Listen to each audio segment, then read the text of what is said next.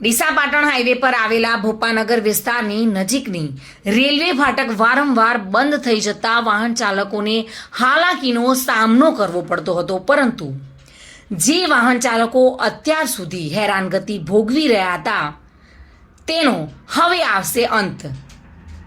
કઈ રીતે આવશે અંત, જાણો ટુડે ન્યૂઝના ખાસ અહેવાલમાં।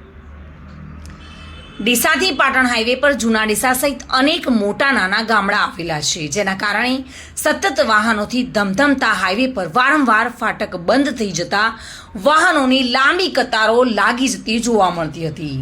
કલાકો સુધી ટ્રાફિક જામ પણ થઈ જતા હતા। ડબલ બ્રોડગેજ લાઇનના કારણે માલગાડીઓની પણ સતત અવરજવર રહેતી હોવાથી વાહન ચાલકોને લાંબા સમય સુધી ફાટક ખોલવાની રાહ જોવી પડતી હતી। આ રોજની રામાયણને લઈને વાહન ચાલકો પરેશાન થઈ ઉઠ્યા હતા, ત્યારે હવે ફાટકની બંને સાઈડો પર વાહનોની લાંબી લાઈનો નહીં જોવા મળે।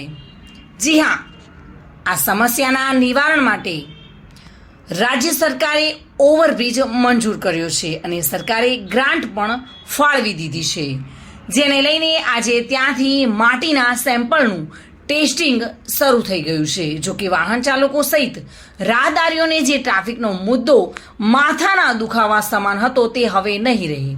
થોડા મહિનાઓમાં જ અહીંયા રહેલી ટ્રાફિક સમસ્યાઓ ભૂતકાળ બની જશે। જો કે હાલ તો આ વાતની જાણ સ્થાનિક લોકોને થતાં તેઓમાં ખુશીનો અનેરો ઉત્સાહ જોવા મળી રહ્યો છે। Reena Parmar, today news, Gujarati.